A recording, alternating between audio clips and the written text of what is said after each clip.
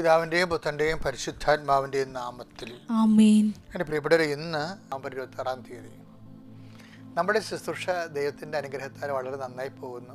നിങ്ങൾ വളരെ ടേക്കനപ്പ് ചെയ്യുന്നു. ഒത്തിരി പേര് കൃത്യസമയത്ത് എഴുന്നേൽക്കുന്നുണ്ട്. അത് വചനത്തിന് വേണ്ടി കാത്തിരിക്കുന്നുണ്ട്. പ്രാർത്ഥിക്കാൻ വേണ്ടി ശിരസ് നമിക്കുന്നുണ്ട്. ദൈവത്തിൻ്റെ അനുഗ്രഹം വാങ്ങുന്നതിൽ എനിക്ക് ഭയങ്കര സന്തോഷമുണ്ട്. നമുക്ക് ആ അനുഗ്രഹത്തിൻ്റെ ദിവസത്തിലേക്ക് പ്രവേശിക്കാം. പ്രത്യക്ഷീകരണ പ്രാർത്ഥന ചൊല്ലിക്കൊണ്ട് അമ്മേ പരിശുദ്ധമ്മേ, അമ്മേ പരിശുദ്ധമേ, ദൈവമാതാവേ, അന്ന് അങ്ങ് കൃപാസനത്തിൽ പ്രത്യക്ഷപ്പെട്ട് വരാൻ പോകുന്ന മഹാദുരന്തത്തിൽ നിന്ന് രക്ഷപ്പെടാനും എല്ലാവർക്കും വേണ്ടി പ്രാർത്ഥിക്കുവാനും ആവശ്യപ്പെട്ടിട്ട് 20 വർഷം തികയുന്ന ഈ വേളയിൽ കൃപാസനത്തിലൂടെ ഞങ്ങൾക്കും ഈ ദേശത്തിനും അങ്ങ് മധ്യസ്ഥം തേടി തന്ന എല്ലാ അനുഗ്രഹങ്ങൾക്കും കൃപകൾക്കും ഞങ്ങളിപ്പോൾ ഹൃദയം നിറഞ്ഞ നന്ദി പറയുന്നു. അമ്മേ പരിശുദ്ധമ്മേ, ജപമാല മാതാവേ, സകല കൃപാസനം പ്രാർത്ഥനയോടും ചേർത്ത് ഞങ്ങളിപ്പോൾ പ്രാർത്ഥിക്കുന്ന ഈ കുടുംബത്തിന്റെ പ്രത്യേക നിയോഗം. മക്കളെ,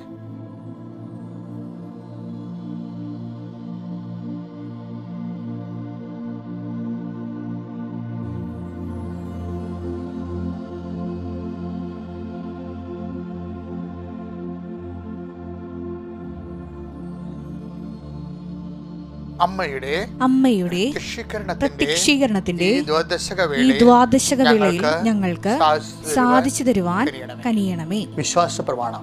സർവശക്തനായ പിതാവും ആകാശത്തിന്റെയും ഭൂമിയുടെയും സൃഷ്ടാവുമായ ദൈവത്തിൽ ഞാൻ വിശ്വസിക്കുന്നു.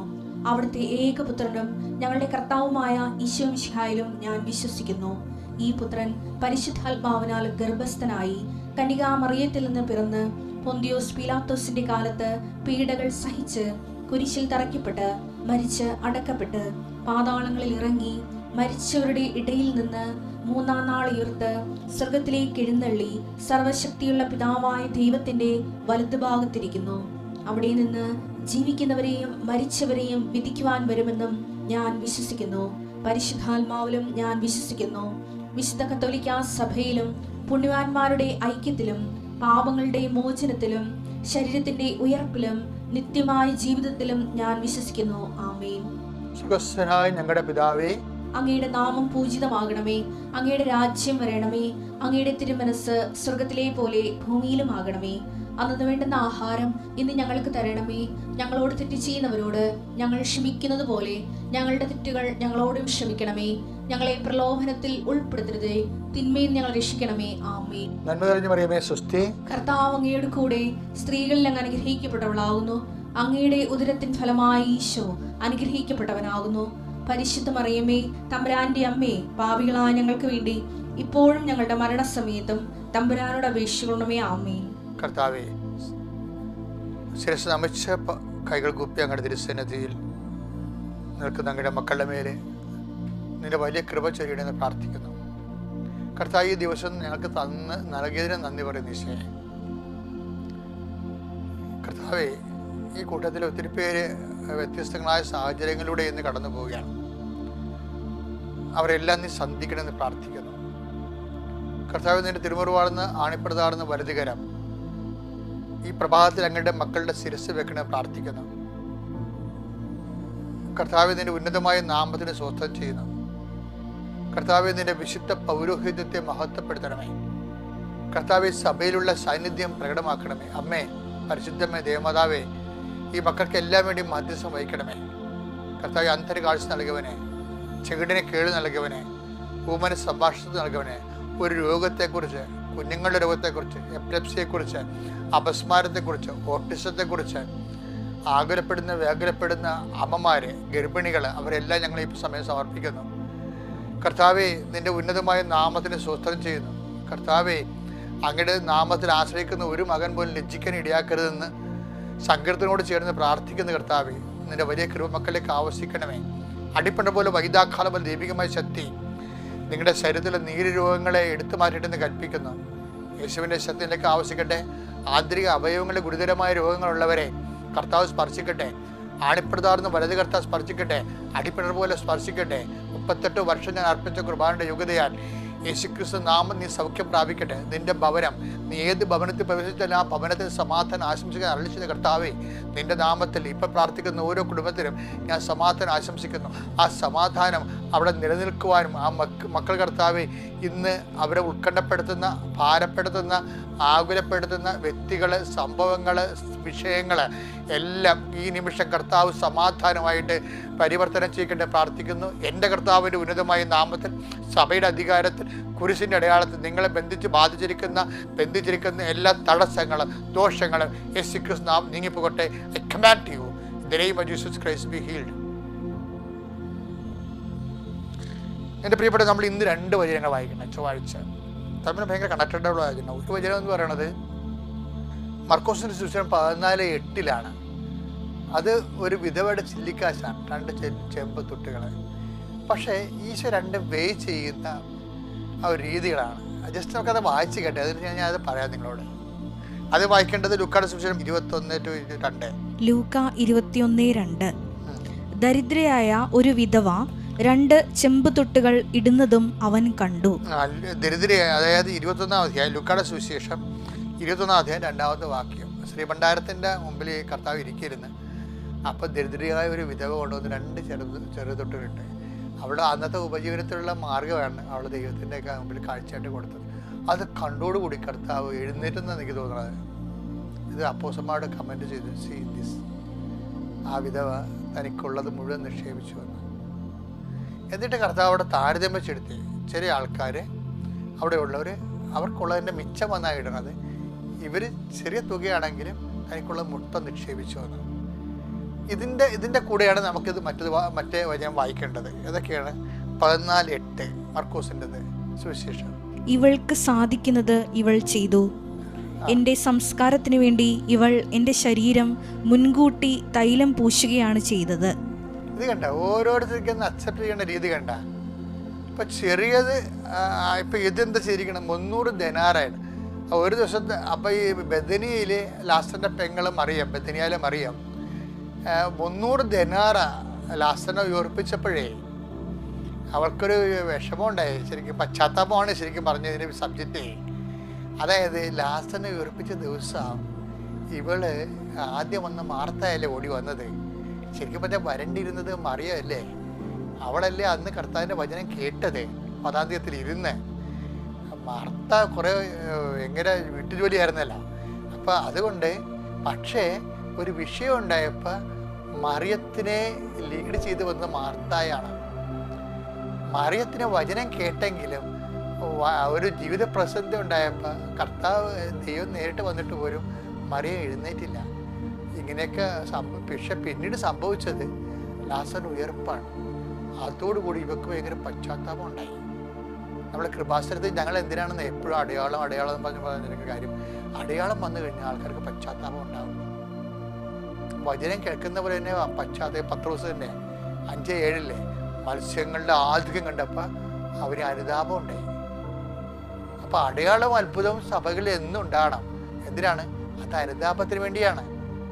അനുതാപം, ഇപ്പം നിങ്ങൾക്കൊരു അനുഗ്രഹം കിട്ടിയാൽ ഉടനെ നിങ്ങൾക്ക് അനുതാപം ഉണ്ടാകണം. അതാണ് ദൈവത്തിൻ്റെ പദ്ധതി.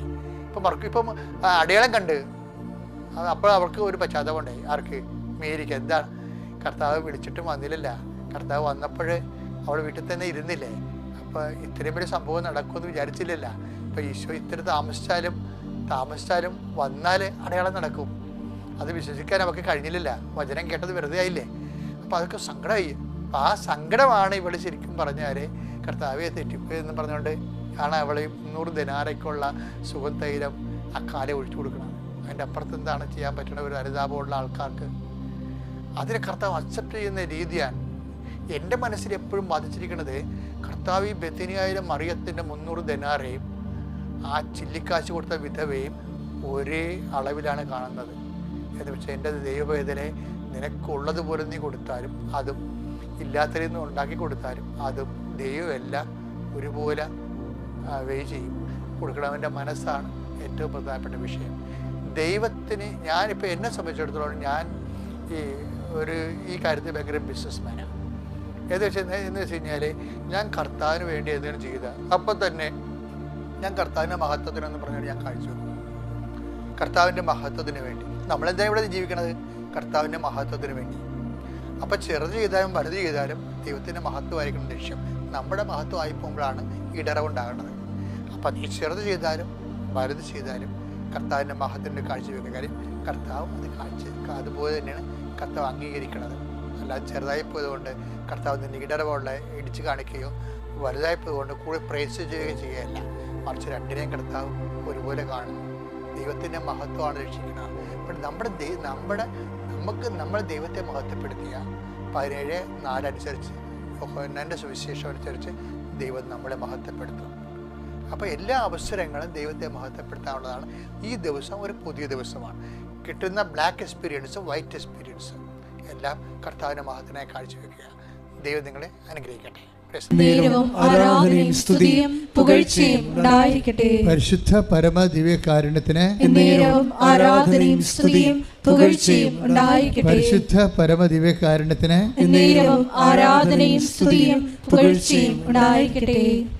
എൻ്റെ പ്രിയപ്പെട്ടവരെ, ഏറ്റവും നല്ല നമ്മുടെ കംപ്ലീറ്റ് ലൈഫ് ഇപ്പം തകിടം മറിഞ്ഞിരിക്കുകയാണെന്ന് വിചാരിച്ചോ? സാമ്പത്തിക പ്രയാസങ്ങളും കുഞ്ഞുങ്ങളുടെ ദുർനടപ്പും വീട്ടിലെ പ്രാർത്ഥനയില്ലായ്മയും അടിക്കടി ഉണ്ടാകുന്ന ദുരന്തങ്ങളും സങ്കടങ്ങളും എല്ലാം കൂടി നിങ്ങളുടെ ജീവിതം ഒരു അലങ്കോലപ്പെട്ടെന്ന് വിചാരിച്ചോ? നിങ്ങളുടെ ഫസ്റ്റ് എയ്ഡ് എന്താണെന്നറിയാമോ? അലങ്കോലപ്പെട്ട് കഴിഞ്ഞാൽ, ജീവിതം അലങ്കോലപ്പെട്ടാൽ, എല്ലാത്തിനൊരു ഫസ്റ്റ് എയ്ഡ് ഉണ്ടല്ലോ. ജീവിതം അലങ്കോലപ്പെട്ടാൽ ഫസ്റ്റ് എയ്ഡ് സാക്ഷ്യങ്ങൾ കേട്ടുകൊണ്ടിരിക്കണം. ഇപ്പം നിങ്ങൾ ആർക്കും വേണ്ട, വീട്ടിൽ തന്നെ നിങ്ങൾക്കൊരു വിലയില്ലെന്ന് വിചാരിച്ചോ? നിങ്ങൾ അങ്ങനെയൊക്കെ പറഞ്ഞാൽ എനിക്കൊന്നും ഫീൽ ചെയ്യത്തില്ല. എന്താ കാര്യം എന്നറിയാവോ? നമുക്ക് വേണ്ടി വില കൊടുത്തവൻ നമ്മുടെ കൂടെ ഉള്ളപ്പോൾ പിന്നെ ഈ ചുഷ്ടം പോലുള്ള മനുഷ്യർ, നാളെ ചത്തുപോണ മനുഷ്യർ നമ്മളെ വില കൽപ്പിച്ചിട്ട് നമുക്ക് എന്നാ കിട്ടാനാ? ഒന്നും കിട്ടാനില്ല. ക്ലിയർ അല്ലേ? നാളെ ചത്തുപോണ ആൾക്കാർ നമുക്ക് വില കൽപ്പിച്ചതെന്ത്, കൽപ്പിച്ചില്ല എന്ത്? നമ്മളെ വില കൽപ്പിച്ചവൻ നമ്മളെ വീണ്ടെടുത്തിട്ടുണ്ട്. അവൻ്റെ രക്തം നൽകാൻ കൊടുത്തിട്ട് കൈയടിച്ച് ശ്രദ്ധിക്കട്ടെ. ഹല്ലേലൂയ.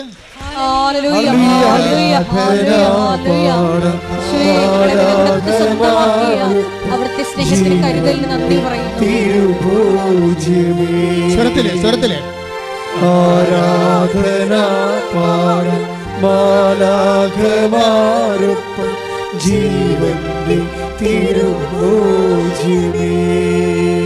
പരിശുദ്ധ പരമ ദിവ്യകാരുണ്യത്തിന് സാക്ഷ്യങ്ങൾ കേട്ടോണ്ടിരിക്കുമ്പോൾ എന്ത് സംഭവിക്കുന്ന അറിയാവോ? നമ്മളിൽ എനിക്ക് മനസ്സിലായിരിക്കുന്നതാണ്. ഇപ്പം നമ്മൾ വളരെ ക്ഷീണിച്ച്, ഞാനൊരിക്കൽ ഈ മല കയറാൻ പോയി, മലയാറ്റൂർ മല. അപ്പോൾ എൻ്റെ 2-3 സുഹൃത്തുക്കൾ കൂടെ ഉണ്ടായിരുന്നു. അപ്പോൾ ഞാൻ മല കയറി അവിടെ എത്തുമ്പോൾ ഭയങ്കരമായിട്ട് തളർന്ന് എനിക്ക് തോന്നുന്നു ഞാൻ തലകറങ്ങി പോകുമെന്ന് വിചാരിച്ചോളൂ. ഞാനൊരു പാറപ്പുറത്ത് അവിടെ ഇരുന്ന ഉടനെ, മുകളിൽ എത്തിയിട്ടില്ല, ഇനിയൊരു 1/2 കിലോമീറ്റർ മറ്റും ഉണ്ടെന്ന് തോന്നുന്നു. അപ്പോൾ ഞാൻ ഇങ്ങനെ തളർന്നിരിക്കുമ്പോൾ ഒരു മനുഷ്യനിക്ക് കുരുവില്ലാത്ത ഒരു മുന്തിരിങ്ങ തന്ന, വലിയത്, ഈ നമ്മുടെ കുരുവില്ലാത്ത വലിയ മുന്തിരിങ്ങ തന്നു. ഒരെണ്ണേ തന്നുള്ളൂ. ഞാൻ ഒരെണ്ണം കഴിച്ചപ്പോൾ തന്നെ കുറച്ച് കഴിഞ്ഞപ്പോൾ എനിക്കൊരു സ്റ്റാമിന കിട്ടി. ഞാൻ പിന്നെ ബാക്കിയുള്ളത് ഈസിയായിട്ട് കയറി. ഇതുപോലെയാണ് ജീവിതത്തിൽ തളർന്നിരിക്കുമ്പോൾ നമ്മളൊരു സാക്ഷ്യം കേൾക്കുകയാണെങ്കിൽ നമുക്ക് മനസ്സിലാകും ദൈവം അവർ പാവപ്പെട്ടവരായിരിക്കും സാക്ഷ്യം പറഞ്ഞത്. ഈ ദൈവം ഇപ്പോഴും ജീവിച്ചിരിക്കുന്നു, നമ്മുടെ കൂടെ ഉണ്ട്. അപ്പം ഞാനും ഇതുപോലെ ഒന്ന് ഇൻവെസ്റ്റ് ചെയ്യുകയാണെങ്കിൽ, എൻ്റെ വിശ്വാസം ഇൻവെസ്റ്റ് ചെയ്യുകയാണെങ്കിൽ, വിശ്വാസം ഇൻവെസ്റ്റ് ചെയ്യുമ്പോൾ ശ്രദ്ധിക്കണം. ബൈബിള് നമ്മളെല്ലാവരും വിശ്വാസമെന്ന് പറയണ പോലല്ല ബൈബിൾ വിശ്വാസമെന്ന് പറയണത്. ബൈബിൾ വിശ്വാസമെന്ന് പറയണത് നമ്മൾ പറയണ ഒരു വിഷയമല്ല, അത് വേറെ ഒരു വിഷയമാണ്. നമ്മൾ വിശ്വസിക്കുന്നൊക്കെ പറയത്തില്ലേ? പക്ഷേ ഇപ്പോൾ ഉദാഹരണത്തിന് വിശുദ്ധ മത്തായിയുടെ സുവിശേഷം 21-ാം അധ്യായം 31-32 വചനങ്ങൾ വായിച്ചേ. ശ്രദ്ധിക്കട്ടെ. Hallelujah hallelujah hallelujah hallelujah hallelujah. യേശുവേ നന്ദി. Hallelujah hallelujah. ആരാധന പാടും മാലാഖമാരൊപ്പം ജീവന്റെ തിരുഭോജ്യമേ. ആരാധന പാടും മാലാഖമാരൊപ്പം ജീവന്റെ തിരുഭോജ്യമേ. നമ്മളിപ്പോൾ ഈ പാട്ട് പാടി കർത്താവിലേക്ക് ഞാൻ കൈ നീട്ടിയപ്പോൾ കർത്താവ് എന്നെ ഒരു കാഴ്ച കാണിച്ചു. ഒരു ഞണ്ട് ഇങ്ങനെ അത് ചത്ത് മലർന്ന് കിടക്കുന്നതാണ്. അപ്പോൾ ഓൺലൈനിലുള്ളവർ ശ്രദ്ധിക്കണേ, നിങ്ങൾ തീർത്ഥാടനത്തിലുള്ള നിങ്ങളും ശ്രദ്ധിക്കണം. എന്താണെന്നറിയാവോ, ഞണ്ടെന്നൊക്കെ പറയണത് ഈ ക്യാൻസർ രോഗത്തിൻ്റെ ഒരു അടയാളമാണ്, മെഡിക്കൽ അടയാളമാണ്. അപ്പം അതിൻ്റെ അർത്ഥം കർത്താവ് ക്യാൻസർ രോഗികളെ ഈ കൂട്ടായ്മയെ സുഖപ്പെടുത്തുന്നു എന്നുള്ളതാണ്. കൈയടിച്ചുകൊണ്ട് ശ്രദ്ധിക്കണം.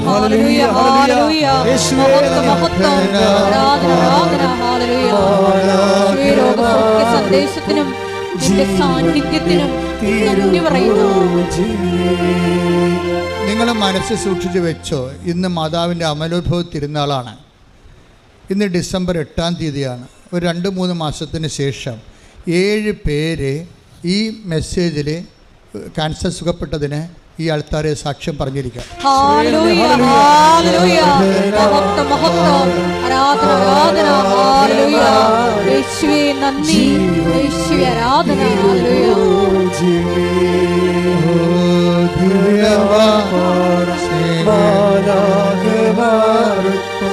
ജീവന്റെ തിരുഭോജ്യമേ, പരിശുദ്ധ പരമദിവ്യകാരുണ്യത്തിന് ആരാധനയും സ്തുതിയും പുകഴ്ചയും ഉണ്ടായിരിക്കട്ടെ. വചനം കേൾക്കാം. മത്തായി 21:31-32 തിരുവചനങ്ങൾ. ഈ 2 പേരിൽ ആരാണ് പിതാവിന്റെ ഇഷ്ടം നിറവേറ്റിയത്? അവർ പറഞ്ഞു, 2 യേശു പറഞ്ഞു, സത്യമായി ഞാൻ നിങ്ങളോട് പറയുന്നു, ചുങ്കക്കാരും വേശ്യകളുമായിരിക്കും നിങ്ങൾക്ക് മുമ്പേ സ്വർഗരാജ്യത്തിൽ പ്രവേശിക്കുക.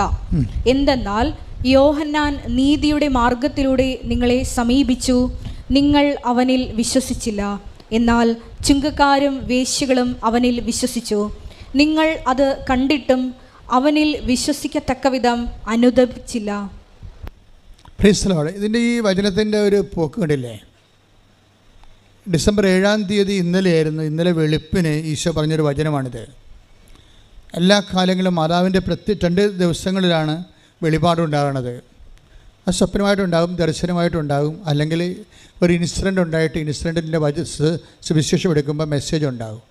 ഇങ്ങനെ ദൈവത്തിൻ്റെ അനുഭവങ്ങൾക്ക് ഈ കാലത്ത് ഒരു പഞ്ഞവുമില്ല. പഞ്ഞം നമ്മൾക്കുണ്ടാകുന്നതാണ്. നമ്മൾ ദൈവത്തിൻ്റെ കാര്യങ്ങൾ ശ്രദ്ധിക്കാത്തത് കൊണ്ടാണ് ദൈവത്തിൻ്റെ അടയാളങ്ങളോ അക്ഷരങ്ങളോ ഒന്നും നമുക്ക് മനസ്സിലാകാത്തതിൻ്റെ കാരണം. ദൈവികമായ വെളിപാടുകൾക്കൊന്നും ഒരു പഞ്ഞവുമില്ല. കാര്യം എനിക്ക് കഴിഞ്ഞ ആഴ്ച തന്നെ ഒരു സൂചന ഉണ്ടായിരുന്നു, മാതാവ് വെളുപ്പിനെ സംസാരിക്കുമെന്ന്. കുറേ വിഷയങ്ങൾ സംസാരിച്ചു. ഞാൻ നോട്ട് ബുക്ക് 3 പേജ് എഴുതിയിട്ടുണ്ട്. 3 പേജ് എഴുതിയിട്ടുണ്ട്. അതിലൊരു വിഷയം അവസാനം, ആ മെസ്സേജുകളെല്ലാം അവസാനിക്കേണ്ടത് ആ സമയത്ത് ഈ മെസ്സേജിനെ സ്ഥിരീകരിക്കാനുള്ള വചനം വിശ്വാസ പ്രമാണം ചൊല്ലി എടുത്തപ്പോഴാണ് എനിക്ക് ഈ വചനം കിട്ടിയത്. ഏതാണ്?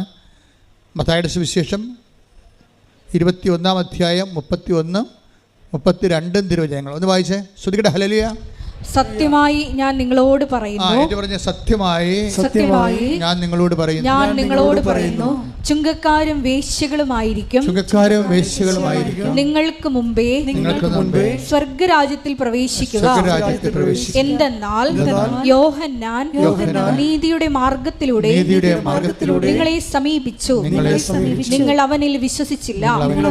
എന്നാൽ ചുങ്കക്കാരും വേശ്യകളും അവനിൽ വിശ്വസിച്ചു. നിങ്ങൾ അത് കണ്ടിട്ടും അവനിൽ വിശ്വസിക്കത്തക്ക വിധം അനുദപിച്ചില്ല. ഇത് ഉടമ്പടിയുമായിട്ട് ഒത്തിരി കണക്റ്റഡ് ആയിട്ടുള്ള വാക്കാണെന്ന് തോന്നണം. കാര്യം അല്ലെങ്കിൽ ഇങ്ങനെ ഒരു വചനം വെളിപ്പെടുത്തേണ്ട കാര്യമില്ല. യോഹന്നാൻ, ഈശോ പറഞ്ഞ യോഹന്നാൻ നീതിയുടെ മാർഗത്തിലൂടെ നിങ്ങളെ സമീപിച്ചു. സുവിശേഷത്തിന് പല മാർഗമുണ്ട്. ഭക്തിയുടെ മാർഗമുണ്ട്, അതാണ് പ്രാർത്ഥനയും കാര്യങ്ങളൊക്കെ. നീതിയുടെ മാർഗമുണ്ട്, അതാണ് ഉടമ്പടി മാർഗം. അവൻ പറയണ പോലെ ചെയ്യുന്ന, നമ്മൾ പ്രവർത്തിക്കുന്ന മാർഗം, പ്രവർത്തനത്തിൻ്റെ മാർഗമാണ്. അതിന് ബൈബിൾ വിളിക്കുന്ന പേര് നീതിയുടെ മാർഗം എന്നാണ്. എന്താ കാര്യം?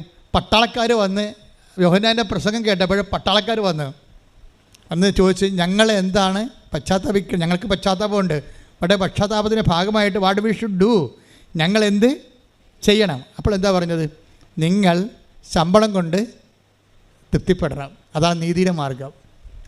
ആരെയും ഭീഷണിപ്പെടുത്തി കുഴ വാങ്ങിക്കരുത്. ഉണ്ടാ, ഇതാണ് നീതിയുടെ മാർഗം എന്നാണ്. അതാണ് ഈശോ പറഞ്ഞത്. യോഹന്നാൻ്റെ പ്രഭാഷണം അതുപോലെ അക്സെപ്റ്റ് ചെയ്തിരിക്കണം കർത്താവ്. അപ്പോൾ ഓരോരുത്തരും യോഹന്നാൻ്റെ അടുത്ത് വന്നിട്ട് ആ ഭാഗങ്ങളൊന്നും എടുത്തേ. ശ്രദ്ധിക്കട്ടെ. Hallelujah, hallelujah, hallelujah, hallelujah. യേശുവേ നന്ദി, ആരാധന ആരാധന. യേശുവേ മഹത്വം മഹത്വം മഹത്വം മഹത്വം. Hallelujah hallelujah hallelujah hallelujah. യേശുവേ മഹത്വം മഹത്വം മഹത്വം മഹത്വം. ആരാധന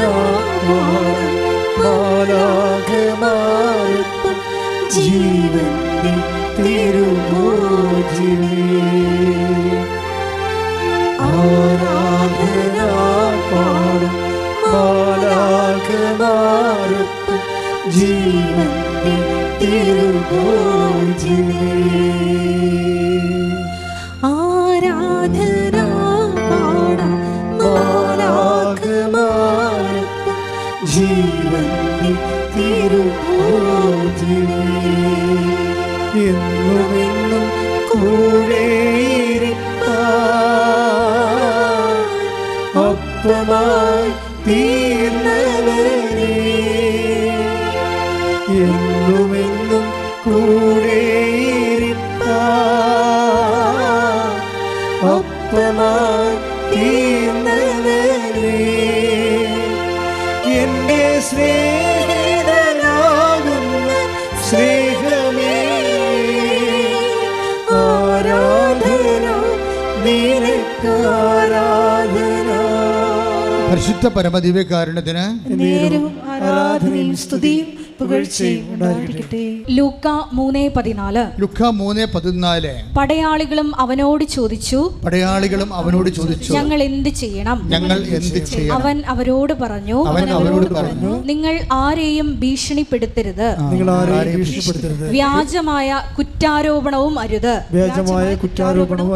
വേതനം കൊണ്ട് തൃപ്തിപ്പെടണം. ഇതാണ് നീതിയുടെ മാർഗം. എല്ലാ പ്രൊഫഷനും ഒരു മാർഗമുണ്ട്. ഇപ്പം നിങ്ങൾ അധ്യാപകരാണെന്ന് വിചാരിക്കുക, അല്ലെങ്കിൽ നേഴ്സാണെന്ന് വിചാരിക്കുക. നിങ്ങളുടെ പ്രൊഫഷൻ അതാണ്. ആ പ്രൊഫഷന് അതിൻ്റെ ഒരു എത്തിക്സ് ഉണ്ട്. ആ എത്തിക്സ് വിട്ട് നിങ്ങളെ അധപ്പതിക്കരുതെന്നാണ് ഈ പറയണത്. അതാണ് നീതിയുടെ മാർഗമെന്ന് പറയണത്. ഇപ്പം നിങ്ങളൊരു മെഡിക്കൽ പ്രാക്ടീഷണറാണ്, ഡോക്ടറാണ്. അപ്പോൾ നിങ്ങളൊരു ഈ അഫയേഴ്സിൽ പെട്ടവർക്ക് അബോർഷൻ ചെയ്ത് കൊടുക്കുകയാണെങ്കിൽ ചിലപ്പോൾ അവർ 2-3 ലക്ഷം രൂപ തരും രക്ഷപ്പെടാൻ വേണ്ടി. ആരെങ്കിലും ചെയ്യട്ടെ, നിങ്ങളെന്തിനാണ് ആ രക്തത്തിൽ പങ്കെടുക്കണത്? മനസ്സിലായില്ലേ? അതാണ് നീതിയുടെ മാർഗം. ഇപ്പം നിങ്ങൾ ഡോക്ടറാണ്. ചില ഡോക്ടർമാർ ഇങ്ങനെ അബോർഷൻ ക്ലിനിക്ക് തന്നെ ഉണ്ടാക്കി വെച്ചിട്ടുണ്ട്, അമേരിക്കയിലൊക്കെ ഉള്ളതുപോലെ. രഹസ്യമാണ്, പുറത്ത് എഴുതി വെച്ചിട്ടില്ല, പക്ഷേ രഹസ്യമാണ്. ആര് വന്നാലും ഇപ്പോൾ ഈ ലവ് അഫയേഴ്സിനും കമിതാക്കൾക്ക് അറിയാം എവിടെയാണ് അബോർഷൻ നടക്കണമെന്ന് അറിയാം, നടത്തണമെന്ന്. അപ്പോൾ അവർ ആ സ്ഥലത്തേക്ക് പോകും. അവർക്ക് വേറെ ഒരു ചികിത്സയും വേണ്ട, ഈ കുഞ്ഞുങ്ങളെ കൊന്നു കൊടുത്താൽ മതി. അതിനേക്കാൾ നല്ല അവർ ഇറച്ചിക്കള നടത്തണം അവർക്ക്. അതാണ് വിഷയം. കുറച്ച് കഴിയുമ്പോൾ ഈ പ്രൊഫഷണൽ ജസ്റ്റിസ് ഉണ്ട്. ഈ പ്രൊഫഷണൽ ജസ്റ്റിസ്, അതാണ് യോഹന്നാൻ നിങ്ങളെ നീതിയുടെ മാർഗത്തിലൂടെ അദ്ദേഹം സുവിശേഷം കൈമാറിയപ്പോഴേ അത് സത്യസന്ധമായിട്ടാണ് കൈമാറിയിരിക്കുന്നത്, അല്ലാതെ സുഖിപ്പിച്ചല്ല. ആൾക്കാരെ സുഖിപ്പിച്ച് ദൈവത്തിൻ്റെ അടുത്ത് അനുദപിച്ചു കഴിഞ്ഞാൽ നിങ്ങൾക്ക് ദൈവം ഇങ്ങനെ ആനക്കൂന തരുമെന്നല്ല പറഞ്ഞത്. സത്യസന്ധമായ സുവിശേഷം നീതിയുടെ മാർഗമാണ്. ഉടമ്പടി അന്വേഷിക്കുന്നത് ഈ നീതിയുടെ മാർഗമാണ്. ഇപ്പം കഴിഞ്ഞ ദിവസങ്ങളിൽ സിമി എന്നും പറഞ്ഞൊരു സീനിയർ നേഴ്സ്, ഇംഗ്ലണ്ടിൽ 20 കൊല്ലമായിട്ട് പ്രവർത്തിക്കുന്ന സീനിയർ നേഴ്സിൻ്റെ സാക്ഷ്യം ഇന്ന് അപ്പീലുണ്ട്. പെട്ടെന്നാണ് റീച്ച് ചെയ്യുന്നുണ്ടത്. 11,000 പറ്റിയായെന്ന് തോന്നണം. പെട്ടെന്ന്. കാര്യം സത്യസന്ധമായ വെടിച്ചിൽ സാക്ഷ്യമാണ്. എന്താ സിമി പറയണത്? എന്താണ് സിമി ഒരിക്കൽ ഇവിടെ വന്ന്, എങ്ങനെ വന്നതാണ്? മാതാവിൻ്റെ അടുത്ത് അവളുടെ അമ്മ നേർച്ച നേർന്ന്, ആ സഹോദരിയുടെ അമ്മ നേർച്ച നേർന്ന്. അപ്പോൾ അമ്മയോട് പറഞ്ഞ്, ഞാൻ ആവശ്യമായിട്ട് പള്ളിയും പ്രാർത്ഥനയൊക്കെ ഉള്ള ആളാണ്, അമ്മ എനിക്ക് വേണ്ടി പ്രത്യേകിച്ച് നേർച്ച ഒന്നും നേരണ്ട, ഇങ്ങനെ ലോകം മുഴുവനുള്ള ധ്യാനകേന്ദ്രത്തിൽ എന്നെക്കുറിച്ച് നടക്കേണ്ട കാര്യമെല്ലാം ഉണ്ട്. അമ്മയെ വഴക്കിട്ടുകൊണ്ടാണ് അവരോട് വരണത്. ഇവിടെ വരുമ്പോൾ കോവിഡായിരുന്നു. കോവിഡിൻ്റെ ടൈം കഴിഞ്ഞ് വന്നപ്പോൾ ചെറിയ കോവിഡ് മാന്യമൊക്കെ ഉണ്ടായിരുന്നു. അപ്പോൾ ആ അമ്മ എന്തോ കാര്യം ഉടമ്പടിയെക്കുറിച്ച് അറിയത്തില്ല അവർക്ക്. എന്തോ എഴുതി കൊടുക്കുന്ന പരിപാടിയാണ്, അതുകൊണ്ട് പെട്ടി ഇടുന്ന പരിപാടിയാണെന്നാണ് അമ്മ ധരിച്ചത്. അപ്പോൾ അമ്മ എന്തോ എഴുതി കൊടുത്ത് ഇവിടുത്തെ സിസ്റ്ററിന് കൊടുത്ത്. അപ്പോൾ അന്നുണ്ടായിരുന്ന സിസ്റ്റർ പറഞ്ഞ്, ചേച്ചി ഇത് ഇപ്പോഴല്ല ചെയ്യണത്, കുറച്ച് ടൈം എടുക്കും, ഇപ്പോൾ ഇങ്ങനെ എഴുതിയിട്ട് സ്വീകരിക്കത്തില്ലെന്ന് പറഞ്ഞു. അപ്പോൾ ഈ സിമി അവിടെ നിന്ന് വെച്ചാൽ പറഞ്ഞു, ഇതെന്താ മാതാവ് ഇപ്പോൾ സ്വീകരിക്കത്തില്ലേ, മാതാവ് എന്താ അവധിക്ക് പോയിരിക്കണമെന്ന് ചോദിച്ചു. തോന്നിയ ചോദിച്ചതാണ്. ചില ആൾക്കാർക്ക് അങ്ങനെ തോന്നും പെട്ടെന്ന്, അവരുടെ ഒരു മെൻ്റൽ സ്റ്റേച്ചർ അനുസരിച്ചുണ്ട്. പക്ഷേ പിന്നെ ഇംഗ്ലണ്ടിൽ ചെന്നിട്ട് പിന്നെ ഇവർക്ക് 1 by 1 ആയിട്ട് പ്രോബ്ലമായി. പ്രോബ്ലം വെച്ച് കഴിഞ്ഞാൽ അതിപ്പോൾ നിങ്ങളറിയാം, ഇപ്പോൾ ലോകത്തിലുള്ള ഒത്തിരിയേറെ മനുഷ്യർ കാര്യങ്ങളറിയാതെ കൃപാസനം മാതാവിനെയും കൃപാസനം പത്രം കൃപാസന മാതാവ് എന്ന് പറയുന്നത്, കൃപാസന പത്രം എന്ന് പറയുന്നത് മാതാവിൻ്റെ പ്രത്യക്ഷീകരണ സന്ദേശം ലോകത്തിലെത്തിക്കാനുള്ള ദൈവത്തിൻ്റെ കൈകളാണത്. ഞങ്ങൾക്കതിനെക്കുറിച്ച് നല്ല ബോധമുണ്ട്. സഭയുടെ അകത്തു നിന്നൊക്കെ ഞങ്ങൾക്ക് നല്ല സമ്മർദ്ദമായിരുന്നു ഈ പത്രത്തിൻ്റെ വിഷയം വന്നപ്പോഴേ. ഇവിടെയുള്ള എക്സിക്യൂട്ടീവ്സ് പറഞ്ഞു വെച്ചാൽ ഒരു പത്രം കൊടുക്കാച്ചാന്ന് പറയും. ഒരു പത്രമില്ല കൊടുക്കാൻ പറ്റത്തുള്ള ആൾക്കാർക്ക് എങ്ങനെ അച്ഛൻ 9 പത്രവും 10 കൊടുക്കണമെന്ന് ചോദിക്കും. അപ്പോൾ ഞാൻ പറഞ്ഞു, അല്ല, എന്നോട് പറഞ്ഞത് ഞാൻ ചെയ്യത്തുള്ളൂ, നിങ്ങളോട് പറഞ്ഞിട്ടല്ല കൃപാസനത്തെക്കുറിച്ച് പറഞ്ഞോ? നിങ്ങളോട് കൃപാസനത്തെക്കുറിച്ച് ദൈവം പറഞ്ഞോ? ഇല്ല. 87-89 എന്നോടാണ് കൃപാസനത്തെക്കുറിച്ച് പറഞ്ഞത്.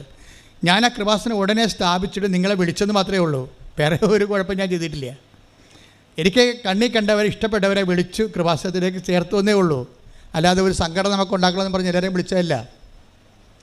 അപ്പോഴങ്ങനെ വിളിച്ച് ചേർത്ത് കഴിഞ്ഞപ്പോൾ പിന്നീട് എല്ലാ കാര്യങ്ങളും, മാതാവിൻ്റെ പ്രത്യക്ഷീകരണവും അതിനുശേഷം ഉണ്ടാകുന്ന ഉടമ്പടിയും ഒക്കെ ദൈവിക വെളിപാടാണ്. ഞാൻ ദൈവത്തിൻ്റെ വചനങ്ങളോട് കർക്കശ്യമായ നീതി പുലർത്തുമ്പോൾ ദൈവം എന്നെ ഇതുപോലുള്ള കാര്യങ്ങൾ പറയാൻ പറ്റുന്ന ആളാണെന്ന് മനസ്സിലാക്കിയിട്ട് കാലാകാലങ്ങളിൽ ദൈവം പറഞ്ഞുകൊണ്ടേയിരുന്നു, ഓരോ കാര്യങ്ങൾ പറഞ്ഞുകൊണ്ടേയിരിക്കും. ഉടമ്പടി ചെയ്യാൻ പറഞ്ഞു. അപ്പോൾ എന്നോട് ആദ്യം പറഞ്ഞത്, പ്രത്യക്ഷീകരണം നടന്നിട്ട് 10 കൊല്ലമായില്ലേ, ഇന്ന് മറ്റൊരു നീ ചെയ്താ, അതുകൊണ്ട് നീ ഇനി പണിക്ക് നടക്കണ്ടേ എന്ന് പറഞ്ഞ് എന്നെ ആട്ടി ഓടിച്ച പോലെ വാടിപ്പെട്ട് ഓടിച്ചതാണ്. എനിക്ക് അകത്ത് കയറാൻ അനുവാദമില്ല. നിങ്ങളോടൊക്കെ ഞാൻ അത് പല പ്രാവശ്യം പറഞ്ഞിട്ടുള്ളതാണ്. പക്ഷേ 5 മിനിറ്റിനുള്ളിൽ ദൈവം എന്നെ അവിടെ കയറ്റിയില്ലെങ്കിലും എനിക്ക് പ്രത്യക്ഷീകരണ പ്രാർത്ഥന തന്ന്. ഞാൻ കാറിൽ തിരിച്ച് കാറ് ഇങ്ങോട്ട് വളഞ്ഞപ്പോൾ തന്നെ, കേരളത്തിലേക്ക് വളഞ്ഞപ്പോൾ തന്നെ പ്രത്യക്ഷീകരണ പ്രാർത്ഥന തന്നു. ആ പ്രത്യക്ഷീകരണ പ്രാർത്ഥനയാണ് ഇന്ന് നമ്മൾ എല്ലാ ദിവസവും വെളുപ്പിനെ 5 മണിക്ക് അച്ഛൻ ചെല്ലത്തില്ലേ, 20-ാം വർഷം ആ പ്രത്യക്ഷ പ്രാർത്ഥന ചെല്ലണത്. അത് ചെറിയ പ്രത്യക്ഷ പ്രാർത്ഥന ഇരുന്നത്. അമ്മയുടെ പ്രത്യക്ഷീകരണത്തിൻ്റെ ആദ്യത്തേത് ദശക പ്രാർത്ഥന. ഇപ്പോൾ ദശകം 20 വർഷമായതിൻ്റെ പ്രാർത്ഥനയാണ്. ആ പ്രാർത്ഥന കുറേ നാൾ പ്രാർത്ഥിച്ചു കഴിഞ്ഞപ്പോഴാണ് പിന്നെ അമ്മ ഉടമ്പടിയെക്കുറിച്ച് പറയണത്. ഇപ്പോൾ ഉടമ്പടിയെക്കുറിച്ച് എന്താ പറഞ്ഞത്? ഇപ്പോൾ എന്താ പറഞ്ഞിരിക്കുന്നത്? ഉടമ്പടി യോഹന്നാൻ്റെ നീതിയുടെ മാർഗമായിട്ട് ഇതിന് ബന്ധമുണ്ടെന്നാണ് പറയണത്. ഇപ്പോൾ പറഞ്ഞു കേട്ടില്ലേ? ഇന്നലെ അമ്മയുടെ പ്രത്യക്ഷീകരണത്തിൻ്റെ വെളുപ്പാൻ കാലമാണ്. എന്താ പറയണത്? ഉടമ്പടി നീതിയുടെ മാർഗമാണെന്ന് ജനങ്ങളോട് നീ പറയണം. അല്ലാതെ പ്രാർത്ഥന മാത്രം ചൊല്ലിക്കൊണ്ടിരിക്കരുത്. വീട്ടിൽ പോയി പ്രത്യക്ഷീകരണ പ്രാർത്ഥന ചൊല്ലിക്കൊണ്ട് മാത്രം ഇരുന്നുകൊണ്ട് ദൈവത്തിൻ്റെ അനുഗ്രഹം അടിച്ചു മാറ്റാൻ വേണ്ടി ആരും മസ്തിൽ പിടിക്കേണ്ട കാര്യമില്ല. അതാണ് പച്ചക്ക് പറയുകയാണ് സംഭവം. ജീവിതം കറക്റ്റ് ചെയ്യാതെ പ്രാർത്ഥിച്ച് മാത്രം ഇരുന്ന പിച്ചുമ്പയും പറഞ്ഞ ആൾക്കാർ പോലെ ഇരിക്കും. ഉടമ്പടി ഒരു പ്രാർത്ഥനയുടെ മാർഗമല്ല, മറിച്ച് എന്താണ്? അത് പ്രാർത്ഥനയെ സപ്പോർട്ട് ചെയ്യുമ്പോൾ തന്നെ ബേസിക്കായിട്ട് നീതിയുടെ മാർഗമാണ്. ഒന്നൊരു വായിച്ചമാറ്. എന്തെന്നാൽ യോഹന്നാൻ നീതിയുടെ മാർഗത്തിലൂടെ നിങ്ങളെ സമീപിച്ചു, നിങ്ങൾ അവനിൽ വിശ്വസിച്ചില്ല. ഇതാണ് പ്രശ്നം. ഉടമ്പടി മാർഗത്തിലൂടെ നിങ്ങളെ സമീപിക്കുന്നു. നിങ്ങൾ ഉടമ്പടി ചെയ്തിട്ടുണ്ട്, പക്ഷേ ഉടമ്പടി ചെയ്ത കുറേ ആൾക്കാർ ദൈവം വിശ്വസിക്കണില്ല. ഇതാണ് ഇതിൻ്റെ ട്രാജഡി. ഉടമ്പടി ചെയ്ത അണ്ണന്മാർ കേൾക്കണം കേട്ടോ. ഉടമ്പടി ചെയ്ത 50% പേരെയെങ്കിലും ദൈവം വിശ്വസിക്കണില്ല. എന്താ കാരണം? യോഹന്നാൻ നീതിയുടെ മാർഗത്തിലൂടെ വന്നു. വായിച്ചോ. എന്തെന്നാൽ യോഹന്നാൻ നീതിയുടെ മാർഗത്തിലൂടെ നിങ്ങളെ സമീപിച്ചു, നിങ്ങൾ അവനിൽ വിശ്വസിച്ചില്ല. എന്ന് വെച്ചാൽ അതിൻ്റെ അർത്ഥം എന്താണ്? പട്ടാളക്കാരും അത് ചോദിച്ചു, ഞങ്ങൾ എന്ത് ചെയ്യണം? അപ്പോൾ യോഹന്നാൻ എന്ത് പറഞ്ഞു? നിങ്ങൾ ആരെയും ഭീഷണിപ്പെടുത്തരുത്. കിമ്പളം മേടിക്കാനല്ല ഭീഷണിപ്പെടുത്തുന്നത്. എല്ലാ വീടുകളിലൊക്കെ കയറിയിട്ട് ഭീഷണിപ്പെടുത്തിയിട്ട് അപ്പം എടുത്തുകൊണ്ട് പോവുക. അന്നത്തെ പട്ടാളക്കാരുടെ മെയിൻ പരിപാടിയായിരുന്നു. വസ്ത്രം എടുത്തുകൊണ്ട് പോവുക, പെണ്ണുങ്ങൾ മാത്രമുള്ള സ്ഥലത്ത് നിന്ന് അവരെ ഡിസ്റ്റർബ് ചെയ്യുക. ഇതാണ് അവരുടെ അഴിമതി. അന്നത്തെ റോമാൻ പട്ടാളക്കാരല്ലേ, അവരുടെ അഴിമതി അതാണ്. നമുക്ക് കണ്ടതാണത്, ബൈബിളുണ്ടത്. അപ്പോൾ ആരെയും ഭീഷണിപ്പെടുത്തരുത്. പിന്നെ എന്താണ്? വേതനം കൊണ്ട് തൃപ്തിപ്പെടണം. അത് നിസ്സാര കാര്യമല്ല. അതാണ് അതിന് ദൈവം പറയണത്. ഇപ്പം നിങ്ങൾ ശമ്പളം വാങ്ങിക്കുന്നു എങ്കിലും നിങ്ങളെ കിമ്പളം വാങ്ങിക്കുകയും ചെയ്യുന്നുണ്ട്. എന്താ കാര്യം വെച്ച് കഴിഞ്ഞാൽ, കിമ്പളം വാങ്ങിച്ചു കഴിയുമ്പോൾ സ്വാഭാവികമായിട്ട് ദൈവം നിങ്ങൾക്ക് ഭക്ഷണം കഴിക്കാനും, യോഹന്നാൻ എന്താ പറയണമെന്നറിയാവോ? എന്തുകൊണ്ട് കിമ്പളം വാങ്ങിക്കേണ്ടെന്നാണ് പറയണമെന്നറിയാവോ? അതായത് നിങ്ങളുടെ ശമ്പളം കൊണ്ട് നിങ്ങൾ തൃപ്തിപ്പെടണം. ഇവിടുത്തെ മെയിൻ പ്രശ്നം അതാണല്ല. ഇപ്പോൾ 1 ലക്ഷം രൂപ ശമ്പളമുള്ള ആളിനെ എന്തുകൊണ്ടാണ് മറ്റുള്ളവരുടെ ഈ നക്കപ്പിച്ച ധർമ്മച്ചട്ടിയിലേക്ക് കൈയിട്ട് വരണത്? എന്താണ്? അയാൾക്ക് തൃപ്തിയില്ല. അവർക്ക് തൃപ്തി ഇല്ലെങ്കിലും ഇത് ഒരു മാനസിക രോഗമാണ് തൃപ്തിയില്ലെന്ന് പറയണത്. അല്ലാതെ അത് ഒരു മാനസിക പ്രശ്നമല്ല. തൃപ്തിയില്ലെന്ന് പറയണത് ഒരു മാനസിക രോഗമാണ്. എന്താ കാര്യം? ഒരു ലേഡി, ഒരു 10-40 വയസ്സുള്ള ലേഡിയുടെ ഒരു വീഡിയോ ഇറങ്ങിയിട്ടുണ്ട്. നിങ്ങൾ കണ്ടാമെന്ന് അറിയത്തില്ല. അവർ പറയണത് ഞാൻ ആഫ്രിക്കക്കാരുമായിട്ട് ശയിച്ചിട്ടുണ്ട്, പോരെ, ഇന്ത്യക്കാർ, എന്നിട്ട്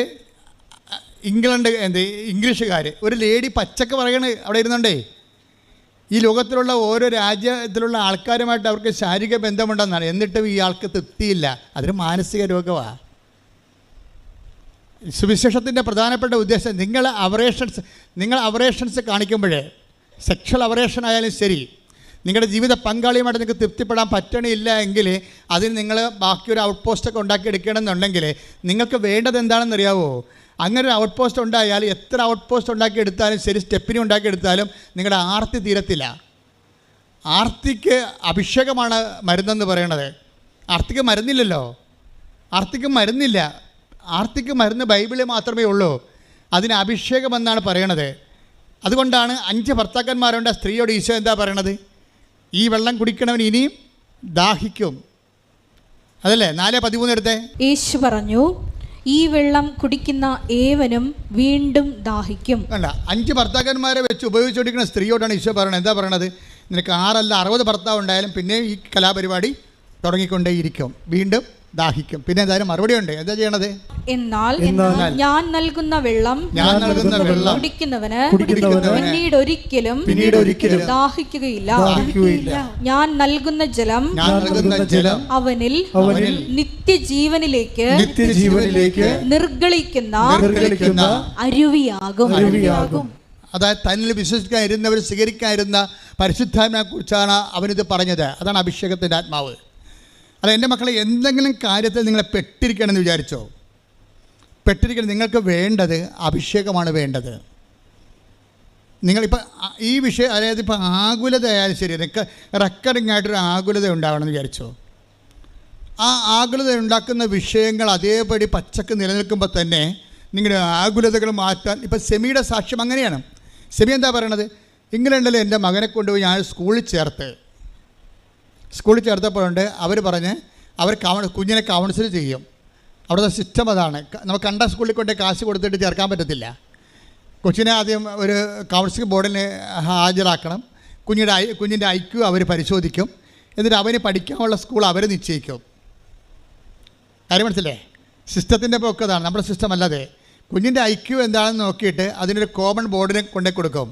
ആ ബോർഡിൽ ഇവനെ എഴുതിച്ചും വായിച്ചും സംസാരിച്ചും ഇവൻ ചിരിക്കുന്നുണ്ടോ, ആൾക്കാരുമായിട്ട് കൂടുന്നുണ്ടോ, ഇവൻ തമാശ പറയുമ്പോൾ ചിരിക്കുന്നുണ്ടോ, അതാ നിസ്സാര കാര്യത്തിന് ഇവൻ്റെ EQ ഒക്കെ, ഇമോഷണൽ ക്വസ്റ്റ്യൻസൊക്കെ പോയി കിടക്കുകയാണ്. ഇതെല്ലാം നോക്കിയിട്ടാണ്, ഇവൻ്റെ മെൻ്റൽ സ്റ്റേച്ചറൊക്കെ നോക്കിയിട്ടാണ് ഇവനെ സ്കൂൾ നിശ്ചയിക്കണവർ. അങ്ങനെ സ്കൂൾ നിശ്ചയിക്കുമ്പോൾ കേരളത്തിലുള്ളതുപോലെ നല്ല സ്കൂൾ ഇവർക്ക് കിട്ടിയില്ല. ഇവർ വിചാരിച്ചത് നമ്മൾ പൈസ കൊടുത്തു കഴിഞ്ഞാൽ നല്ല സ്കൂളിൽ പഠിപ്പിക്കാമെന്ന്. പക്ഷേ അവിടെ നടക്കത്തില്ല. കൊച്ചിൻ്റെ കപ്പാസിറ്റി അനുസരിച്ച് മാത്രമേ പഠിപ്പിക്കൂ. ഇതോടുകൂടി ഈ സിമിയുടെ കൺട്രോൾ പോയി, സങ്കടമായി, ഭയങ്കര നിരാശയായി. ഇനി ഇവരെ ഇട്ടതൊരു 6ാം തരത്തിലുള്ള സ്കൂളിലാണ് വിട്ടിരിക്കുന്നത്. ആ സ്കൂളിലാണെങ്കിൽ അതായത് ഒരുമാരപ്പെട്ട പിള്ളേരൊക്കെ ഈ 2ാം ക്ലാസ്സുകാരൻ ഡ്രഗ്സ് എടുക്കുന്ന സ്കൂളാണ്. സിഗരറ്റ് വലിക്കുന്ന 4ാം ക്ലാസ്സുകാരൻ. അപ്പം അങ്ങനെയൊക്കെയുള്ള സ്കൂളിൽ ചെന്ന് ഇവൻ മിക്കവൻ്റെ കാര്യം പോക്കായിരിക്കും. അപ്പോഴങ്ങനെ അതുകൊണ്ട് തന്നെ ഇവർക്ക് ഭയങ്കര സങ്കടമാണ്. ഇവിടെ കണ്ണ് തോരണില്ല. മാതാവിനോട് തോന്നിയ ദിവസം പറഞ്ഞ് പോയതാണ്, മാതാവ് അവധിയിലാണെന്ന് പറഞ്ഞ് പോയതാണ്. ഇവിടെ കണ്ണ് തോരണില്ല. പക്ഷേ നമ്മളുടെ സത്യസന്ധമായിട്ട് അവർക്കിത് വിശ്വസിക്കാൻ കഴിഞ്ഞില്ലെന്ന് പറയുന്നത് ഒരു ക്രൈമൊന്നുമല്ല. ഒരു മനുഷ്യനെ വിശ്വസിക്കാൻ ടൈം എടുക്കും, അത്രയേ ഉള്ളൂ. അതല്ല പ്രശ്നം. ഇവർ ബേസിക്കായിട്ട് നല്ല ലേഡിയാണ്. അവർക്ക് പള്ളിയും പ്രാർത്ഥനയും കൃപയും കുമ്പസാരമൊക്കെ ഉള്ളൊരു ലേഡിയാണ്. പക്ഷേ അവർക്ക് പുതിയ പുതിയ സംവിധാനങ്ങളൊക്കെ ഉൾക്കൊള്ളുമ്പോൾ ശരി, നമ്മുടെ സഭയിൽ തന്നെ കരിസ്മാറ്റിക് പ്രസ്ഥാനം വന്നപ്പോൾ എല്ലാവർക്കും ഉൾക്കൊള്ളാൻ പറ്റിയ ഇല്ല. 50% പേര് അതിൻ്റെ അകത്തേക്ക് മൊബിലൈസ് ആയി പോയിട്ടുള്ളൂ. ബാക്കി 50% ട്രഡീഷണലായിട്ട് ഇപ്പോഴും നിലനിൽക്കുന്നുണ്ട് അവർ. അപ്പോൾ അതിനെ കുറ്റമല്ല, ആൾക്കാർക്ക് ചിലത് ഉൾക്കൊള്ളാൻ പറ്റത്തില്ല, അതുകൊണ്ടാണ്, വേറെ പ്രശ്നമൊന്നുമില്ല. പക്ഷേ ഇവളിങ്ങനെ പറഞ്ഞത് കാരണം ഇവൾക്ക് പിന്നീട് ഇങ്ങനെ ഇഷ്യൂസ് ഉണ്ടാക്കാൻ തുടങ്ങി. അപ്പോൾ സിമിക്ക് ഭയങ്കര സങ്കടമായി. അവർക്ക് ജോലി ചെയ്യാൻ പറ്റണില്ല. ഓർക്കുമ്പോഴൊക്കെ നെടുവീർപ്പും ഈ കുഞ്ഞിൻ്റെ ഭാവി എന്താണ് ഇനി എന്നൊക്കെ പറഞ്ഞു വയ്ക്കുമ്പോൾ ആണ് പെട്ടെന്ന് ഇവളോർത്ത് ദൈവമേ. അപ്പോൾ അമ്മ വിളിച്ചു, ഇവളുടെ അമ്മ വിളിച്ചു പറഞ്ഞു, നീ അന്ന് അസഭ്യം പറഞ്ഞു പോയ മാതാവില്ലേ, ആ മാതാവിൻ്റെ പത്രമൊക്കെ നീ കാണുന്നില്ലേ, എന്തുമാത്രം മനുഷ്യരാണ് അവിടെ പോയി രക്ഷപ്പെടണമെന്ന് നീ അമ്മ പറഞ്ഞു കൊടുക്കും. ഇപ്പോഴാണ് അവർക്കൊരു ബോധം വന്നത്. അപ്പോൾ ഉടനെ അവരെന്ത് ചെയ്യും? അവർ ഓൺലൈൻ ഉടമ്പടി എടുക്കും. മദറിനോട് സോറി പറഞ്ഞിട്ട് ഒരു ഓൺലൈൻ ഉടമ്പടി എടുക്കും. ഓൺലൈൻ ഉടമ്പടി എടുക്കുമ്പോൾ എന്താ സംഭവിക്കണമെന്ന് വെച്ച് കഴിഞ്ഞാൽ നിനക്കറിയാലോ, ഓൺലൈൻ ഉടമ്പടിയിൽ ആകപ്പാടി ഇല്ലാത്തതായിട്ട് എന്താ ഉള്ളത്? നേർച്ച വസ്തുക്കൾ മാത്രമേ ഇല്ലാതെ ഉള്ളൂ, ബാക്കി എല്ലാം ഉടമ്പടി തന്നെയാണത്. സത്യസന്ധമായിട്ട് സീരിയസ് ആയിട്ട് എടുക്കുന്നവർ അത് അകലെ ഉള്ളവർക്ക് വേണ്ടിയുള്ളതാണ്. ഓൺലൈൻ ഉടമ്പടി എന്തിനാണ്? അന്റാർട്ടിക്ക പോലുള്ള ഒരു കാലത്ത് നാട്ടിൽ വരാൻ പറ്റാത്ത ആൾക്കാർക്ക് വേണ്ടിയുള്ളത്. മാതാവിൻ്റെ ഈ ഉടമ്പടി വെളിപ്പെടുത്തിയപ്പോൾ തന്നെ അതിൻ്റെ കൂടെ പടപടാന്ന് വെളിപ്പെടുത്തിയതാണ്. അല്ലാതെ പിന്നീട് ഞങ്ങളാരും ചിന്തിച്ച് ചെയ്തതൊന്നും അല്ല ഇത്. ചിന്തിച്ചോ ആലോചിച്ചോ ചെയ്തതല്ല. എനിക്കാണെങ്കിൽ കമ്പ്യൂട്ടറിന് ശരിക്കും വശമില്ല, മൊബൈൽ മാത്രമേ കൈകാര്യം ചെയ്ത് പരിചയമുള്ളൂ. ഞാൻ ചുമ്മാ ഒരു കമ്പ്യൂട്ടർ ഓപ്പൺ ചെയ്തുകൊണ്ടിരിക്കുകയായിരുന്നു. ഈ മാതാവ് പ്രത്യക്ഷപ്പെട്ടതിൻ്റെ ഈ ഉടമ്പടി, നമ്മുടെ ഇന്നത്തെ ഉടമ്പടി 2015 അമ്മ വെളിപ്പെടുത്തിയത്. ആ 2016 കാലഘട്ടങ്ങളിൽ തന്നെയാണ് ഞാൻ ചുമ്മാ കമ്പ്യൂട്ടർ നോക്കിക്കൊണ്ടിരിക്കുകയാണ്. അപ്പോൾ എനിക്ക് പെട്ടെന്നൊരു ലിങ്ക് കിട്ടിയപ്പോൾ ഞാൻ ഉടനെ യോമളെ വിളിച്ച് പറഞ്ഞു, ഇങ്ങനെ ഒരു ലിങ്ക് കിട്ടിയിട്ടുണ്ട്. അപ്പോൾ യോമള പറഞ്ഞു, അപ്പോൾ ഒരു ഡിക്സൺ എന്ന് പറഞ്ഞൊരുത്തിന് ഇവിടെ ഇങ്ങോട്ട് വന്ന് പറഞ്ഞു, അച്ഛൻ്റെ പത്രം ഉണ്ടല്ലോ, ഞാൻ സ്വന്തമായിട്ട് ഡിസൈൻ ചെയ്ത് തരാം. ഞാൻ പത്രം എനിക്ക് കിട്ടിയായിരുന്നു. അപ്പോൾ എനിക്കിങ്ങനെ അറിയത്തില്ല, അങ്ങനെ എറണാകുളത്തുകാരനാണ്. എവിടെയോ പള്ളിയിൽ നിന്ന് കൃപാസനം പത്രം കിട്ടിയപ്പോൾ പുള്ളി വായിച്ച് നോക്കിയോ പുള്ളി പറഞ്ഞു, ഇത് ഇങ്ങനെയല്ല ഡിസൈൻ ചെയ്യേണ്ടത്. പുള്ളി കമ്പ്യൂട്ടർ ഗ്രാഫിക്സ് ചെയ്ത് ഡിസൈൻ ചെയ്യുന്ന ആളാണ്. ഞാനത് ഫ്രീ ആയിട്ട് ചെയ്തു തരാമെന്ന് പറഞ്ഞു. അപ്പോൾ അങ്ങനെ ഒരാളെ അമ്മ ലൈനിൽ കൊണ്ടുവന്നപ്പോൾ അത് ഈ ദിവസങ്ങൾ തന്നെയായിരുന്നു. അപ്പോൾ ഉടനെ ഈ ലിങ്ക് അദ്ദേഹത്തിന് അയച്ചു കൊടുത്തിട്ട് പറഞ്ഞു, ഞങ്ങൾക്ക് വേണ്ട ഈ ലിങ്ക് നോക്കിക്കേ, ഇതനുസരിച്ച് ഞങ്ങൾക്ക് വേണ്ട ഓപ്ഷൻ എന്ന് പറയണത്, ഞങ്ങൾ ഇവിടെ ഒരു മനുഷ്യൻ ഏത് കോണ്ടിനെൻറ്റിൽ നിന്നുകൊണ്ടും ഏത് ഭൂഖണ്ഡത്തിൽ നിന്നുകൊണ്ടും അവൻ്റെ പേരും അവൻ്റെ സങ്കടവും അവൻ്റെ അറ്റകൈ സമയത്ത് ഈ ലിങ്കിലോട്ട് അടിച്ചു കയറ്റിയാൽ ഇവൻ്റെ പേരിലൊരു തിരി തെളിഞ്ഞിട്ട് അവൻ്റെ പേര് തെളിയണം മാതാവിൻ്റെ മുമ്പേ കൃപാസനം മാതാവിനെ ഉടനെ കാണിക്കണമെന്ന് പറഞ്ഞു. ഞങ്ങളത് വേണ്ടി പ്രാർത്ഥിച്ചോളാം. ഇതിൻ്റെ ആസ്തി ഭദ്രതയെന്ന് പറയണത് 97 മുതൽ ഞങ്ങൾ 87 മുതൽ ഇന്ന് വരെ നടത്തിയിട്ടുള്ള കടലിലെ കൺവെൻഷനും 10,000 മനുഷ്യരെ കേരളം മുഴുവൻ നടന്ന് ധ്യാനം നടത്തിയതും ഇവിടെ നടന്നിട്ടുള്ള ലക്ഷക്കണക്കിന് അഖണ്ഡ ജപമാലയും ഞാൻ ഒരു രാത്രി മുഴുവനൊക്കെ ഇരുന്ന് ആൾക്കാരെ കണ്ടിട്ടുണ്ട്, പ്രാർത്ഥിച്ചുണ്ട് രാത്രി മുഴുവനും. അങ്ങനെ 2004 മുതൽ 2018 കോവിഡ് വരെ ഇവിടെ ഈ എല്ലാ ദിവസവും രാത്രി 6 മണി തൊട്ട് വെളുപ്പിന് 6 മണി വരെ ആൾക്കാരെ കാണാൻ വേണ്ടി രാത്രി ഇരിക്കുമായിരുന്നു. ഇവിടെ തലയൊക്കെ പൊട്ടിപ്പോണ അവസ്ഥയിലാണ് ഞാൻ ഇവിടുന്ന് പോയി അമ്പലപ്പുഴ കുർബാന ചെല്ലണത്. അപ്പോൾ ഇങ്ങനെ കുറേ ത്യാഗങ്ങൾ കർത്താവിന് വേണ്ടി സഹിച്ചിട്ടുണ്ട്. അപ്പോൾ അതിൻ്റെ എല്ലാം ആസ്തിയിലായിരിക്കണം ജനങ്ങൾ തിരികെത്തിക്കേണ്ടത്. അവർക്ക് മെറിറ്റില്ലെങ്കിലും കൃപാസനത്തിൻ്റെ ഒരു ആസ്തിയിൽ അവർക്ക് ദൈവത്തിൻ്റെ അനുഗ്രഹം കിട്ടണം. അതാണ് ഇതിൻ്റെ ഉദ്ദേശമെന്ന് പറഞ്ഞ് ഉടനെ പുള്ളിക്കാരന് പെട്ടെന്ന് മാതാവ് ദൈവം ഒരു കാര്യം ഏറ്റെടുത്താൽ പിന്നെ പ്രോജക്റ്റും ഫണ്ടും പ്ലാനും ഫണ്ടും എല്ലാം ദൈവം ഇങ്ങനെ ഇഷ്യൂ ചെയ്തുകൊണ്ടിരിക്കും. അത് ഉടനെ ദൈവം ഉടനെ ആ മനുഷ്യനതൊരു ഐഡിയ കൊടുത്തു. പെട്ടെന്ന് അയാൾക്കത് കത്തി. അങ്ങനെയാണ് ലൈറ്റ് ആൻഡ് പെർ റിക്വസ്റ്റ് എന്ന് പറഞ്ഞ് ഇന്നും ആൾക്കാർ പ്രശ്നം വന്ന ഉടനെ ലൈറ്റ് ആൻഡ് പെർ റിക്വസ്റ്റാണ് ചെയ്യുന്ന ആൾക്കാർ. അത് അകലെയുള്ള ആൾക്കാരാണ്. കൃപാസനത്തിൽ വന്ന് എത്തുന്ന വരെയുള്ള സമയങ്ങളിൽ കൃപാസന അനുഗ്രഹത്തിൽ നിന്നുള്ള നിക്ഷേപത്തിൽ നിന്ന് അവർക്ക് ദൈവം അനുഗ്രഹം കൊടുക്കൊണ്ടിരിക്കുകയാണ്. അപ്പോൾ ഇതുപോലെ ഇവർ കോവിഡ് കാലത്ത് അമ്മ തന്നാണ് ഓൺലൈൻ ഉടമ്പടി. കോവിഡിനെ ഇങ്ങോട്ട് അടക്കാൻ പറ്റാത്തത് നിൽക്കാൻ നമ്മൾ ഇതെല്ലാം അടച്ചിട്ടൊക്കെയായിരുന്നു 1 കൊല്ലം 1.5 കൊല്ലമായിട്ട്. അപ്പോഴാണ് അമ്മ ഓൺലൈൻ ഉടമ്പടി തന്നത്. ഓൺലൈൻ ഉടമ്പടി തന്നപ്പോൾ ആ ഓൺലൈൻ ഉടമ്പടിയെക്കുറിച്ച് ഞാൻ ആദ്യമായിട്ട് ഒരു ഡെമോ ചെയ്തപ്പോൾ തന്നെ ആൾക്കാർ പറഞ്ഞു, അച്ഛാ ഇത് നമ്മുടെ യഥാർത്ഥ ഒറിജിനൽ ഉടമ്പടി പോലെ ഫലിക്കുമോ ഇത്? അപ്പോൾ ഞാനൊന്നും അതിനെക്കുറിച്ച് മറുപടി പറഞ്ഞില്ല. കാര്യം നമ്മളെന്ത് കൃത്രിമമായിട്ട് രൂപം ഉണ്ടാക്കിയെടുത്തതാണെന്നാണ് വിചാരിച്ചത്. അവർ ഓൺലൈൻ തീർത്ഥാടന ഉടമ്പടിയാകുമ്പോൾ ഉപവസിക്കണം, പ്രാർത്ഥിക്കണം, രോഗികളെ പോയി കാണണം, അങ്ങനെ എന്തുമാത്രം ദാനധർമ്മങ്ങളൊക്കെ ചെയ്യണം, കുറേ ചെയ്യാനുള്ള വർക്ക് എക്സർസൈസുകളില്ലേ, അതൊന്നും ഇതിനകത്തില്ലല്ലോ. ഞാൻ എല്ലാം ഇതിനകത്തുണ്ട്. ആൾക്കാർ ചെയ്താൽ മതി. കാര്യം നമ്മളെ എന്ത് ചെയ്യണം എന്നല്ല പ്രശ്നം, ആര് ചെയ്യുന്നു എന്നുള്ളതാണ് പ്രശ്നം. ഇപ്പോൾ ഉടമ്പടി എടുത്തിട്ട് നിങ്ങളാണ് ഇതിൻ്റെ അകത്ത് ഉടമ്പടിയിൽ വൈറ്റോ ബ്ലാക്കോ ആകണത് നിങ്ങളുടെ നിലപാടിൻ്റെ ഭാഗമായിട്ടാണ്. നിങ്ങൾക്ക് വേണമെങ്കിൽ ഉടമ്പടി ബ്ലാക്ക് ആക്കാൻ പറ്റും. എന്താ കാര്യം? അതുകൊണ്ടാണ് ഞങ്ങളെ ഈ 65 വയസ്സുകാരെ കൊണ്ട് ഉടമ്പടി ചെയ്യിക്കാത്തത്. കാര്യം അവർ പ്രാർത്ഥിക്കാൻ മാത്രമേ ചെയ്യത്തുള്ളവരെ. അവർ പ്രാർത്ഥിക്കുക, അവർ പത്രങ്ങളെ കൊണ്ട് കൊടുക്കുകയോ അതൊക്കെ വിശദീകരിക്കും. ഒന്നാമത് അവർക്ക് പത്രം വായിക്കാൻ കണ്ണു കാണാൻ പാടില്ല. പലർക്കും സ്വന്തമായിട്ട് പത്രം വായിക്കാൻ കണ്ണു കാണാൻ പാടില്ലാത്ത ആൾക്കാരെങ്ങനെ പത്രം വായിക്കണത്? അവർ വായിക്കത്തില്ല, മനസ്സിലാക്കത്തില്ല. ശരിക്കും പറഞ്ഞാൽ ഉടമ്പടിയൊക്കെ എടുക്കണമെങ്കിൽ തന്നെ ഇവിടെ കണ്ണ് ടെസ്റ്റ് ചെയ്യാൻ വേണ്ടി ഒരു കണ്ണ് ഡോക്ടറിനെ വെക്കേണ്ടതാണ് ഇവിടെ. കാര്യം അത് ശരിയായാൽ മാത്രമേ ബാക്കിയെല്ലാം ശരിയാകത്തുള്ളൂ. കാര്യം ഇവരെത്ര പേര് ഈ പത്രം വായിക്കുന്നുണ്ട്? ഈ 18 പത്രവും മേടിച്ചുകൊണ്ട് പോകുന്ന ആൾക്കാർ എത്ര പേര് ആ പത്രം വായിക്കുന്നുണ്ട്? മറ്റുള്ളവൻ്റെ മേൽ വായിക്കുത്തിക്കരണം എന്നല്ല, നിങ്ങളിത് വായിക്കുന്നുണ്ടോ? നിങ്ങൾ വായിച്ചിട്ട് അതിൻ്റെ പ്രധാന കുറിപ്പ് നിങ്ങൾ വായിക്കുന്നുണ്ടോ? നിങ്ങളിതൊന്നും വായിക്കാതെ ഈ കിട്ടിയ സംഭവം ഒരു കടമ നിർവഹിക്കണ പോലെ മറ്റുള്ളവന് മോന്തക്കെട്ട് എറിഞ്ഞും പോയി കഴിഞ്ഞാൽ ഇത് ബ്ലാക്ക് ഉടമ്പടി എന്ന് പറയും. Black covenant. അതാരാണ്? നിങ്ങൾ ബ്ലാക്ക് ആയത് കൊണ്ടാണ് കവനൻ്റ് ബ്ലാക്ക് ആകണത്. വൈറ്റായിട്ടുള്ള ആൾക്കാരുണ്ട് എന്ന് വെച്ചാൽ അവരെടുക്കുമ്പോൾ അവരത് തന്നെ എല്ലാം മൊത്തം ഇരുന്ന് വായിക്കും. വായിച്ചതിന് ശേഷം ദൈവസ്നേഹം നിറയും. എന്നിട്ട് അവർ ദൈവത്തെക്കുറിച്ച് ആൾക്കാരോട് പറയും. അതാണ് വൈറ്റ് ഉടമ്പടി എന്ന് പറയണത്. അതിലേക്ക് വരണം. കാര്യം ജനങ്ങൾക്ക് മാനസാന്തരം ഉണ്ടാകുകയും ദൈവത്തെ അവർ അറിയുകയും നീതിയുടെ മാർഗത്തിലേക്ക് സമൂഹം പരിവർത്തനം ചെയ്യപ്പെടണം. ശ്രുതികട്ടെ ഹല്ലേലൂയ. Hallelujah hallelujah hallelujah. പ്രേക്ഷിത പ്രവർത്തനം ചെയ്യുവാൻ ആരാധനയിലൂടെ ഞങ്ങളെ തിരഞ്ഞെടുത്ത് അഭിഷേകം ചെയ്യണമേ. ഹല്ലേലൂയ.